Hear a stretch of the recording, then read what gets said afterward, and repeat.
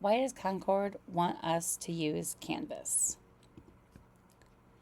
This video is going to go through 5 reasons and give examples from a Canvas course. So the first reason is it's not meant to be about screens. You don't have to put every assignment on Canvas, and you don't need to have your students on their iPads all day, every day. But what Canvas can do is it gives you a place to house everything. It's a place to store all those resources. So maybe you have a project that's on paper, but the directions are on Canvas. Maybe you have files you need students to access, some kind of resource that they'll need for multiple assignments. Maybe videos that you're going to show. They can all be in one place. For you, it's really convenient, but it is for your students as well. And this leads to transparency. Parents can see what we're using. And for some parents, that's really important. And even if it's not, they can still see what their students did throughout the day. Even if they don't really worry what we're using, they can still see what their student is learning. Then I think about the absent students. They can see what they missed. And maybe, just maybe, we could avoid the question, did I miss anything? Now, probably not really, but we can build some of that independence in students and they can see what they missed and maybe even come back to school caught up, depending on the reasons for their absences. And then it provides resources 24/7. Most of our students are going to be doing their learning in school, sure, but they might need to access things at home. And I think about the parents too, if you're trying to help a student with some kind of math or writing an essay or a project or whatever it happens to be, the parents weren't there for instruction. So if parents can see videos that teachers maybe uploaded doing the work, copies of the notes, just having the directions to the assignments in Canvas and not just something that the student saw or left at school. It can help parents help their students, and it lets students access anything and everything that they need to be successful, whether in the building or if they're at home. Now we'll see some examples.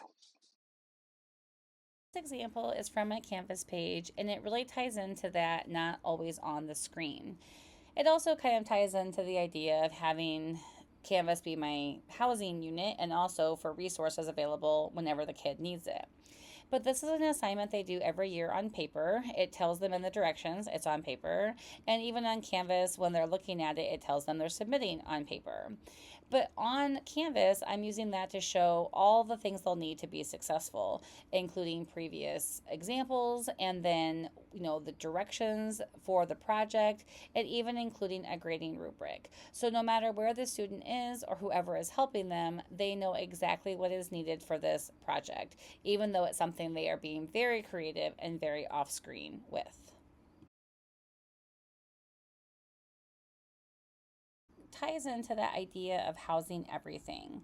I'm not going to open everything for sake of time, but you can see from the homepage, I have my course content. So that's going to be my modules and my assignments and things that students need in class. I have my policies and procedures, so think of that syllabus concept or all about my rules and expectations. The about the teacher, pictures I want to share with students and information about me that I usually share at the beginning of the year, but students could access, parents could access whenever they wanted. Resources are things that are usually social studies related or things just related to my classroom, where then the CJHS resources are going to be things school specific.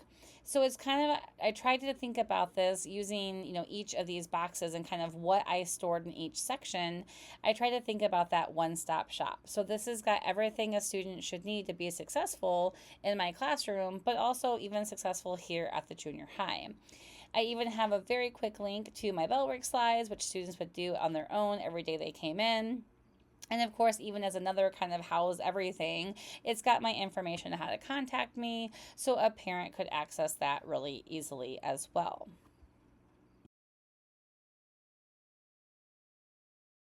Last piece is just that access and transparency.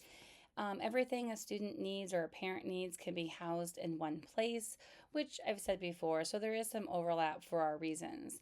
But when we all use the same template too, it just gets students and parents used to where to find things, where to find our contact information. And if you house all your assignments, whether or not they were on Canvas or not, if a family emergency comes up and the kid can still have their device and internet access, maybe they can stay up to date while they're gone. I house my things by unit and then week, or sorry, day. And so as a student is absent, they can see what they missed and possibly come back caught up. Doesn't always happen, but it's that access and that availability to the content when and where they need it. And parents, if they want to know what their student is learning and resources that they are using, they have access to that as well. So in closing, let's remember our 5 reasons for using Canvas.